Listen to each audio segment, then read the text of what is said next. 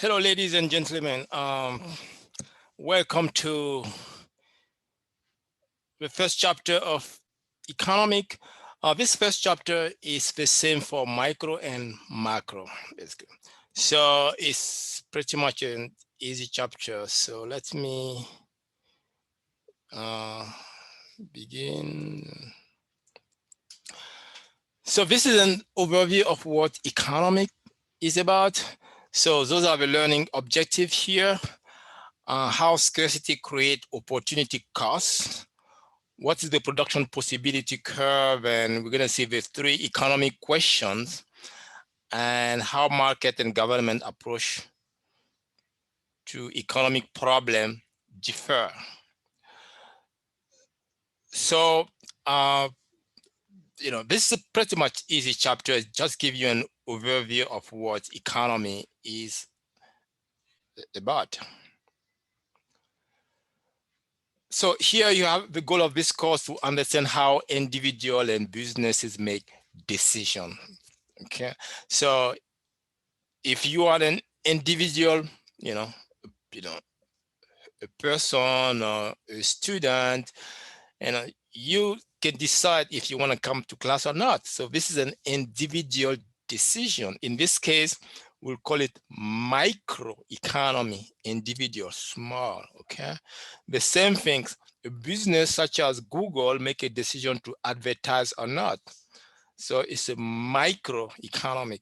Now, if the government decide to increase tax or cut tax on corporation, if the government decide to send you those stimulus package because of COVID-19, this is a macro economy. Macro means big.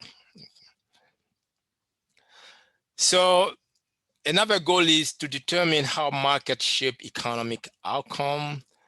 And we're going to see the role of the government, how the government can and does play in reshaping economic performance, especially in the case of COVID.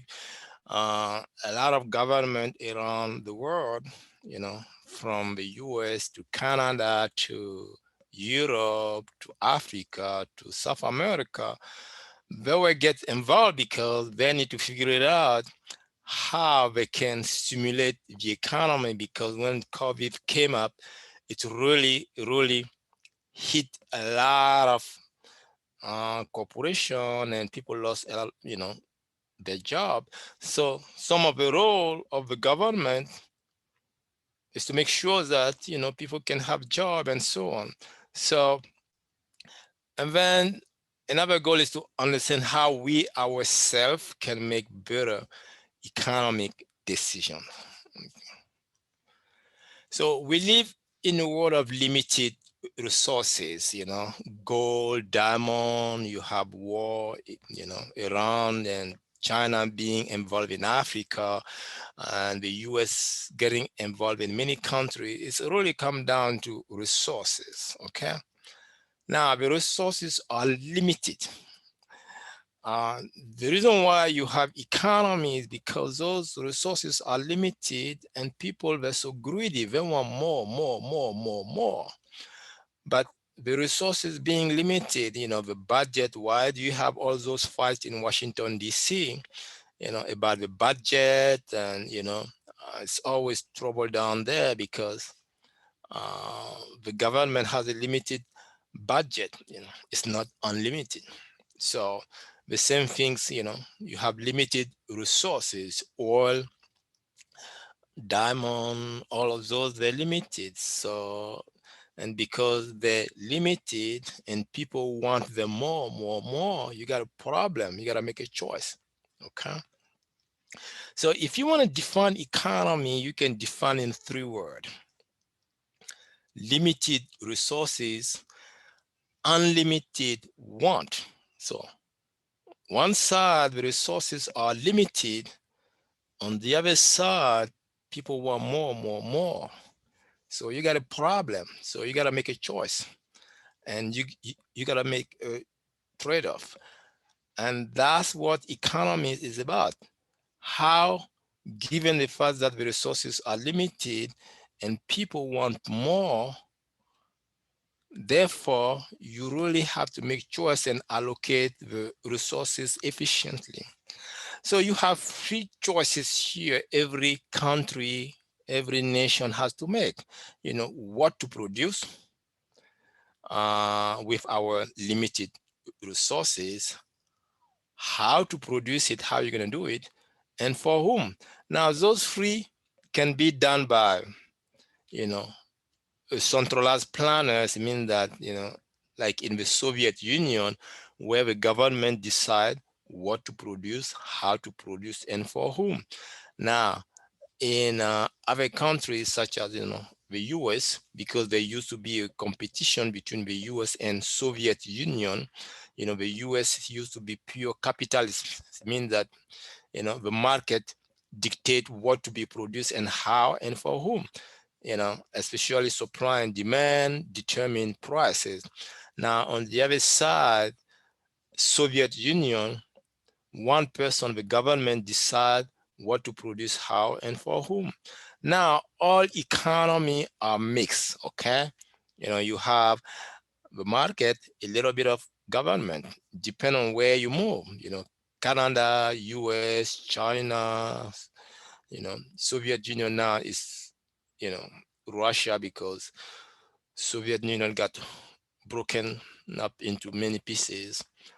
So all economy are mixed, but those are the three core choices that any nation need to figure it out, and how they're gonna do it.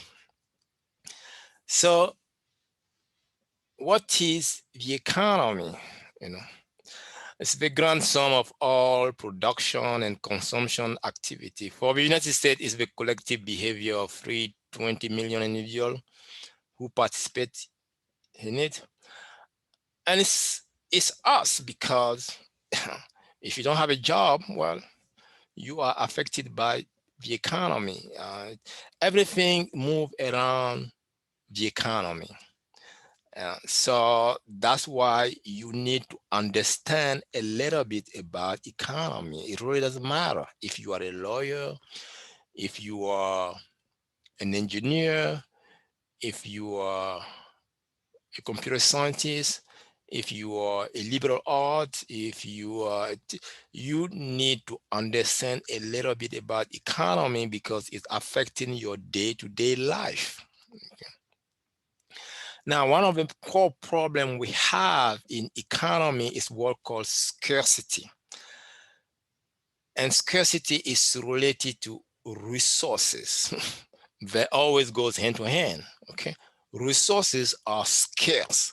Talk about oil, you talk about diamond, you talk about uh, gold, you talk about uh, human resources. Mean that how many student will graduate with a degree, because if you have a student who graduate and they have a degree, so those are human resources. They can work and they can produce. Okay, so scarcity is related to resources. Resources are scarce.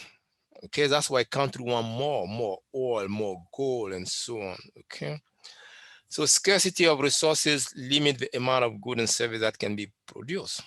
So because the resources are scarce, automatically you have to figure it out what type of good you need to produce given the resources you have. You know, the same thing in Washington D.C. When it's come down to what to produce, does the government want to produce more, you know, weapon, or invest more in defense or healthcare? The money has to come from somewhere, and it's not unlimited. So that's why some program will be cut so that the money can be moved. So those are decisions the government has to make, and you, as an individual, you make the same decision. When you make the same decision about, if you're making 3,000, 4,000, 6,000 per month, well, you have to make a decision how much you want to spend, how much you want to allocate and save, and so on, because you don't have unlimited fund. Okay, even if you are a billionaire, if you are a billionaire, you have a lot of money, but you still face scarcity because time is resources. And somebody want will have to go unfulfilled. Okay, scarcity require economic choices. Because the resources are limited, you have to make choices. Okay, who will decide? Well, it's really depend. So factor of production, you can call them input. You have input and you have output. Okay, what goes in and what goes out. Okay, so when you talk about the economy, you have what you use, resources. You use those resources to mix it up, and then you make good. Okay, so the good are the product, or you can call it output. Okay, so and you have a couple of factor of production. You have labor, skill and ability of all human at work. Okay, so that's why you need good skill. You get good skill, you can get a good job. Company will be hiring you. So when company hire you, then you are an input for them, because the corporation, they have people working there, and then they have to buy material and all those things to make the final product. So you as a potential job seeker, so you are a resources. You also have land. It's all natural resources here. I talk about gold, diamond, and um, and what, water, everything inside the soil, the ground. Okay, and then you have good produce for use in further production, capital good, and yeah, and entrepreneurship. Okay, so this means that you have to use the mindset to come up with ideas, and those ideas can and be mixed together and then come up with a product. So labor, land, capital, entrepreneurship, those are factor of production. Okay, input. It's what's called input here. And so limited resources require choice and trade-off to be made. Because the resources are limited, well, you gotta make choices. You don't have unlimited. And the science of economics helps us frame these choices. Okay. And like I was saying at the beginning, economy is the study of how best to allocate scarce resources among competing use. Okay. So the resources are scarce. You need to figure out a way to allocate them efficiently so that you can get the most out of it. So, and that's what economy is about. On one side, limited resources. On the other side, people want more, unlimited want, limited resources, unlimited want. So you have to figure out a way to allocate your resources efficiently. So you got to make choices in between. So the choices you make can help you to have more output. And that's what economy is about. It's the study of how best to allocate scarce resources among competing use. Okay? Do you want me to say it again? Economy is the study of how best to allocate scarce resources among competing use. Another way is economy, given the fact that your resources are limited and you have unlimited want, economy allow you to make choices. Okay, now the choices you make can help you to become rich. If you are on Wall Street, you can make better choices about what stock to buy and what not to buy. Okay, given the information you have, it's about choices. Okay, the same thing when you get your money at the end of the month or every 2 weeks, you sit down and then make choices. And that's That's what economy is about. The other way is opportunity cost. Okay, whatever you make choices, there always opportunity costs involved. Okay, so resources are limited. You have to make choices, and there is always a cost with your choices. So trade-off come with costs. Okay, so opportunity cost is the most desired good or service forgone to obtain something else. Okay, so if you make a choice to come to school, well, my friend, you will have to give up. Maybe you could have been working somewhere, you know, could have been working for Amazon and making 15 or $17 an hour, but you decide you want to go to school. So your opportunity cost of coming to school is what you have to give up. Okay. So, and another element of seeing those choices is through production possibility curve. We see, that's what we're going to be seeing here. So the production possibility model illustrates the economic concept of scarcity, trade-off, and opportunity cost. It's just a graph, okay? It's just show you that, well, if you want more of something, you have to give up more, more of something else. So it's the combination of a final good and service that can be produced in a given time period with the resources you have. Okay, so it's the maximum combination, okay, of goods you can produce. For instance, assume that you know um, you can produce two goods here, truck and tank.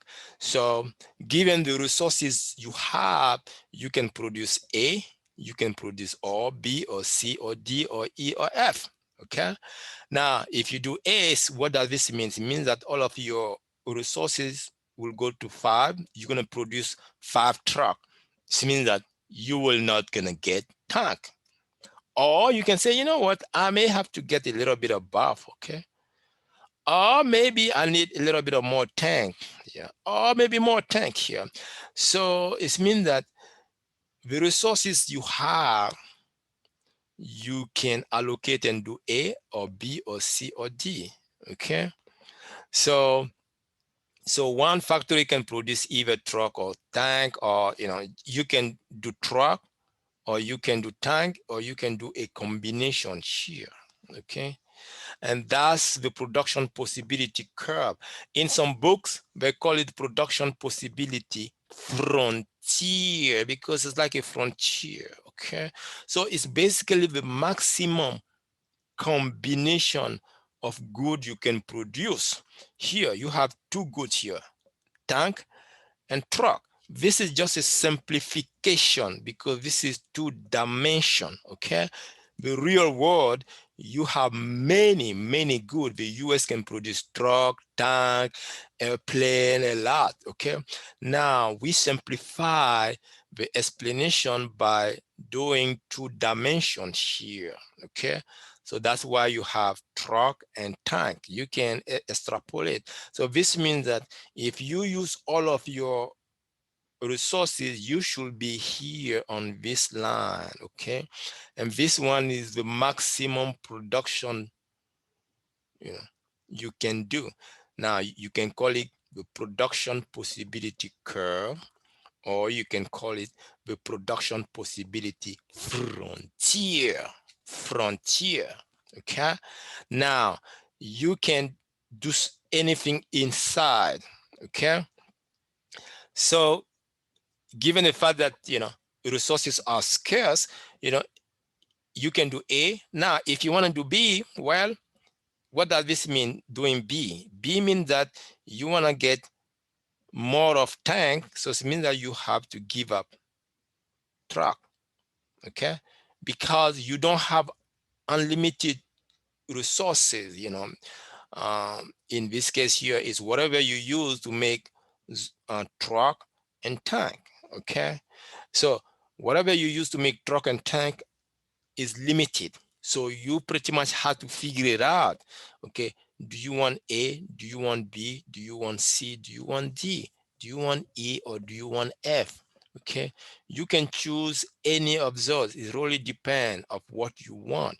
Okay, if you want to spend all of your resources on truck, you can do that, and that's what a lot of countries they do, and then they trade. Okay, you can also spend all of your resources on tank and then trade.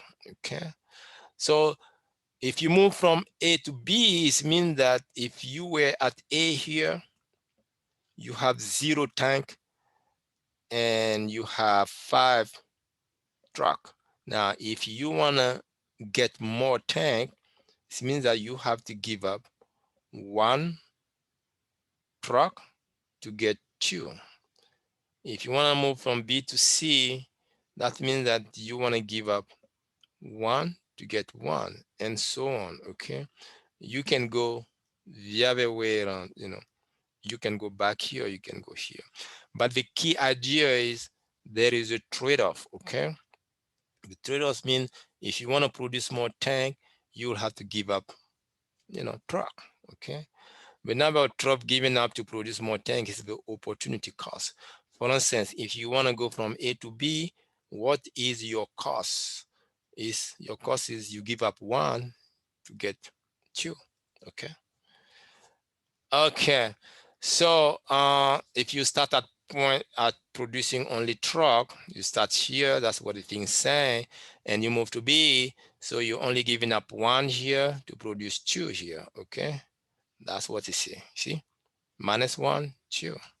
Okay, and if you want to move from B to C here, so you're gonna give up this one to get this guy here. Okay, and if you want to move from C to D, you want to give up this one here. So minus is a cost. Okay, that's what we call an opportunity cost. Okay, so and you can do the same things here. So each time we give up 1 truck, we get less back in tank. Okay, why? So the resources are specialized to produce one good better than another. Okay, the best tank resources are shipped to tank production first. Later shift involve resources less suited for tank production. Okay, so and this causes the curve to be bow shape. Another way of explaining this is, you know, the resources you use for one may not be directly used for the other one. For instance, if you have one person working for Apple and they're using C++, the programming language, you know,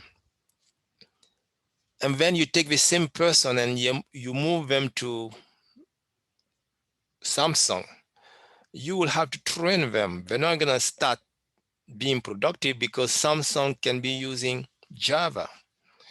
So it means that it takes time to train people. So you cannot move the resources easily from one product to another product without incurring additional cost. There's always additional cost.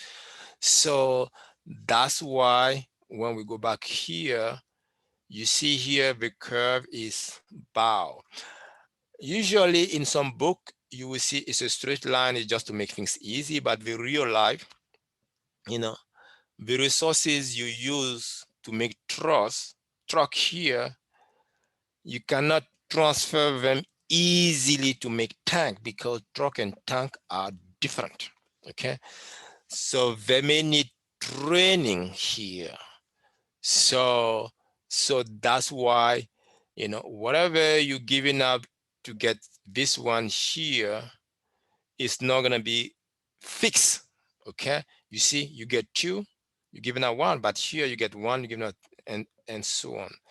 Okay, so so it's become a little bit expensive when you move from one resources to the other one here, and that's what they're saying. Okay, the best tank resources are shift to tank production first. Later shift involve resources less suited for tank. production. Okay, this called the bow shape. Okay, now there's, if you produce, it means that if you use all of your resources and you produce efficiently, you should be on this production possibility curve. You should be here. Okay, that's what this thing saying. If you produce your resources efficiently, you should be here. Now, sometimes some countries are not always efficient. They may have resources and not using them efficiently. Some countries can, they can be in trouble because there is war. They have natural resources, but they're fighting. Automatically they have high unemployment. Therefore, they're not going to be here. They're going to be inside here. Okay. So this is efficient if you use your resources efficiently. Okay. So it means that you don't have a lot of unemployment. So, okay. So those are the maximum combination of good you can produce here. So C and E are, efficient. A is efficient, B is efficient, C, D, they're all efficient because they're here. Okay. Now, if you are inside here, then this is inefficient, means that you are not using your resources efficiently. There is a problem. Okay. If you are a country fighting is trouble, you're not going to be here, you're going to be here. So that's a problem. Okay. And now this one here, I mean, you would love to be here, but you cannot reach it. So, but there is another way to be here without increasing resources is trade. Okay. If you trade with another country, then you can get more resources and be able to be here without changing your resources. So this one is inefficient. This one is efficient. This one, you cannot reach it. Okay. And now, if you want to see economic growth, is when this guy is moving. Okay. It means that, you know, you discover resources. If you are a country, you discover oil, gold, you start jumping because it means that more money, money, money, money. Therefore, you're going to be, this guy's going to be moving. Your production possibility curve or frontier will start moving here. Okay. So, something we saw at the beginning, the three basic decision making is what to produce. Any country has to figure it out what to produce. It's the point we choose on the production possibility curve, determine what mix of output to get. Okay. So here, you know, whatever you want, what do you have to produce here? You want this combination, and okay. And then how are you going to do it? Well, someone might decide which production method and technology to use. Okay. And then who's going to, uh, be the person to get those products. There must be a mechanism to determine whose want and need will be satisfied. Okay. So those three basic decisions, any country need to make those decisions. Okay. And those are the three economic choices. The basic economic choice, the market mechanism, it's used to be, the US, okay, USA, Europe and Canada. And then here it used to be the Soviet Union where the government decided. But nowadays, all countries are mixed, okay, from US to Canada to Europe to Russia. Even Cuba is opening up, okay. Everything is mixed, okay. And then another element of the market mechanism is called the invisible hand, and that's the element of capitalism and pure capitalism, where they look, it looks like there is an invisible hand which kind of balance everything in the economy, where the government doesn't have to get involved. So it means that everything can, you know, cleaning up supply and demand, and but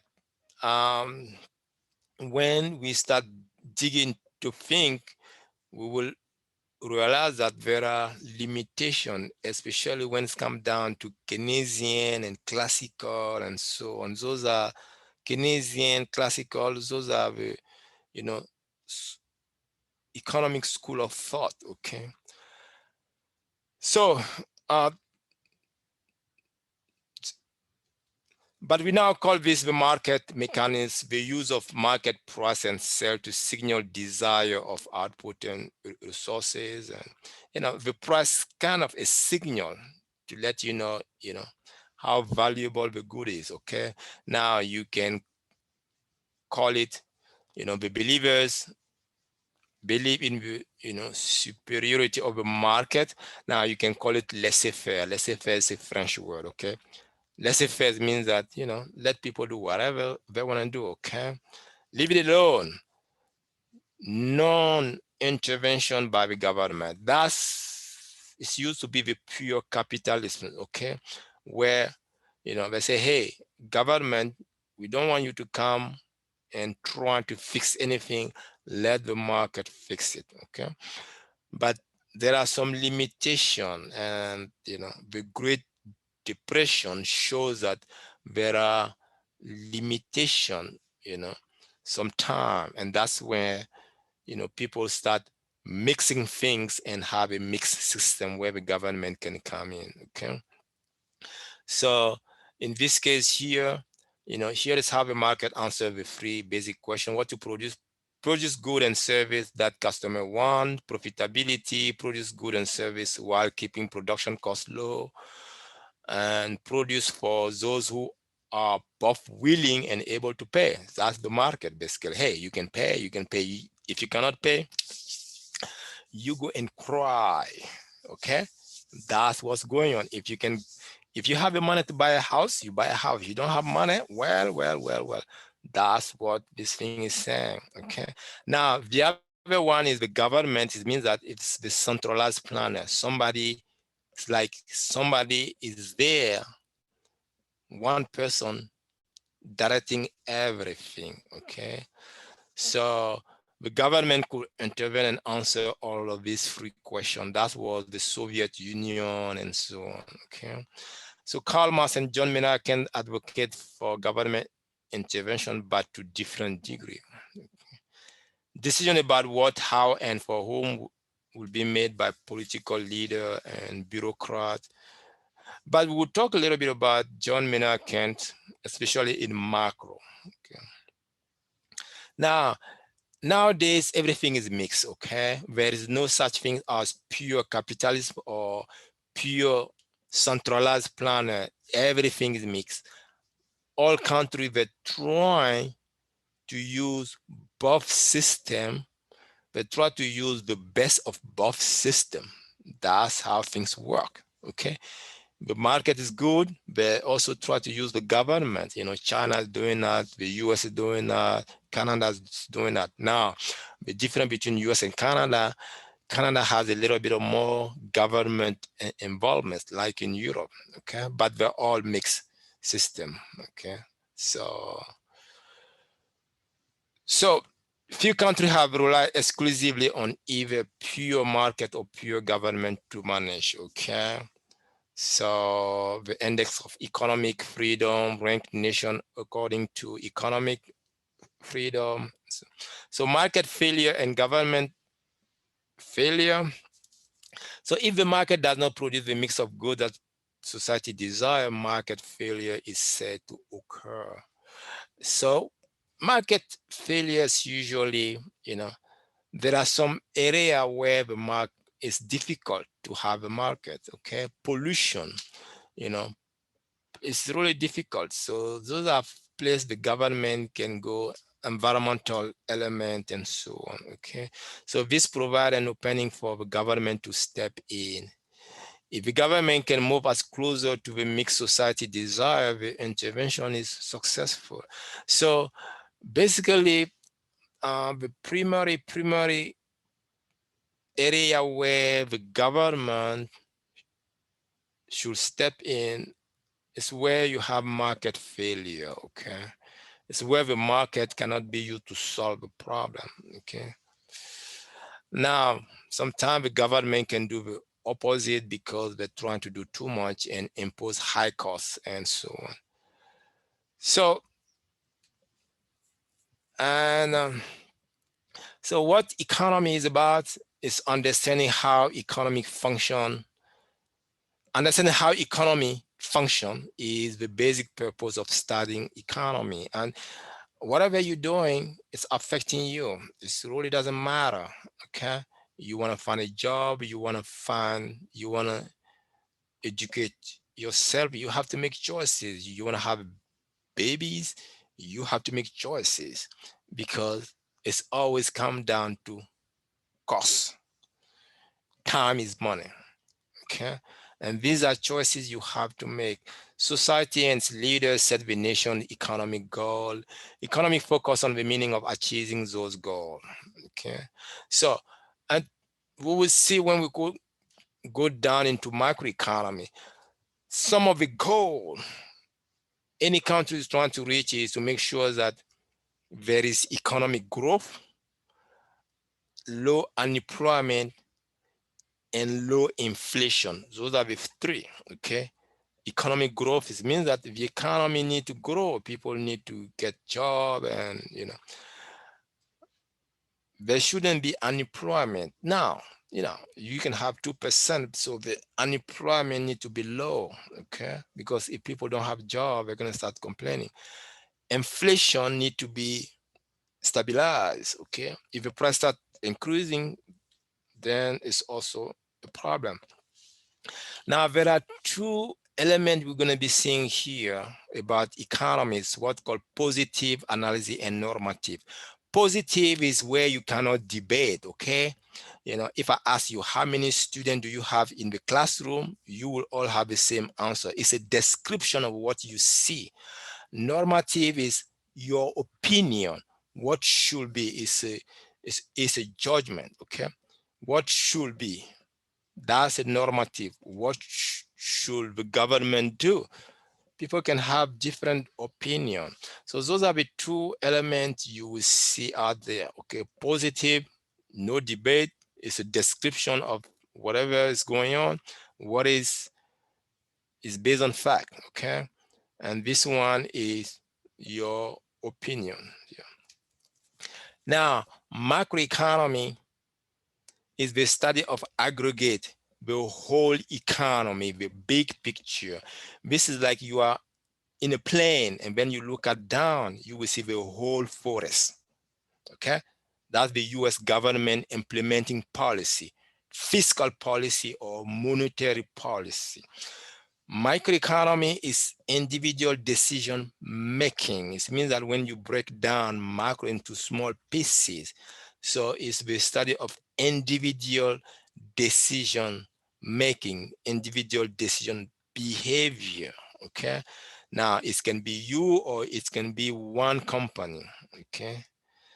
And there is another assumption we're going to make is ceteris paribus because the economy is complex. So that's why people start using computers to simplify and modelize. People using a little bit of math to simplify things.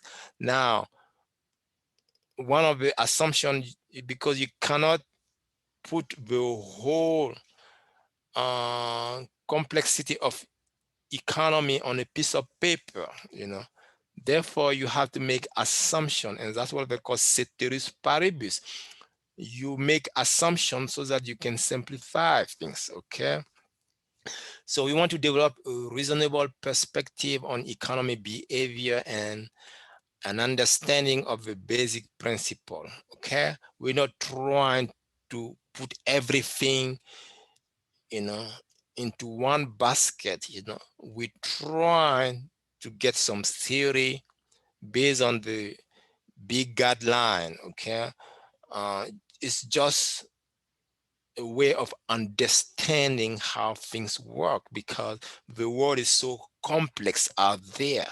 Okay, so you're just trying to simplify so that you can understand And that's where you have those assumptions you have to make, okay? And application of economy tomorrow, energy is always in demand, and harnessing the sun is an exciting prospect to provide power.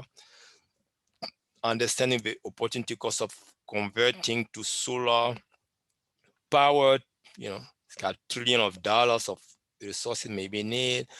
So what are the opportunity costs here? Yeah, those are couple, if you want to build solar power, then you have to kind of give up something, okay? And so basically that's the end of this chapter here. So what have we seen so far? Is what is economy, macroeconomy. Macro is the big economy, micro is the small when you break things down. So if you are in a plane, you look down, you see the whole forest, that's macro. When you are inside, then you see the tree, that's microeconomy, okay? And whenever you have limited resources, it's always create scarcity, and scarcity create opportunity cost because you have to make choices and so on. So all economy activity entails opportunity costs. The factor of production resources or input are scarce, okay? And when we choose to produce one thing, we have to give up something, okay?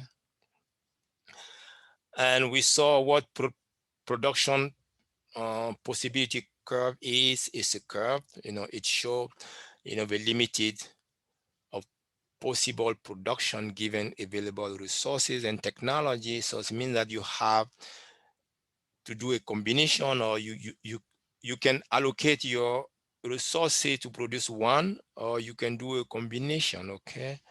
So scarcity, trade-off, and opportunity cost, they're always linked, because if your resources are scarce, well, you gotta make choices, and whatever you make choices, you have to give up something, okay? So increasing costs give up ever larger amount, and efficient production, attainable production, economic growth, and then we solve a free economic question: what to produce and how you're gonna do it and for whom, and then a couple of market approach here, the market mechanism, and then you have a centralized, and then you have a mixed economy, okay? So the next chapter is the US, a global view of the US economy and so on, okay? Uh, so that's basically the end of this chapter here, and it shows a little bit of what economy is about. Thank you.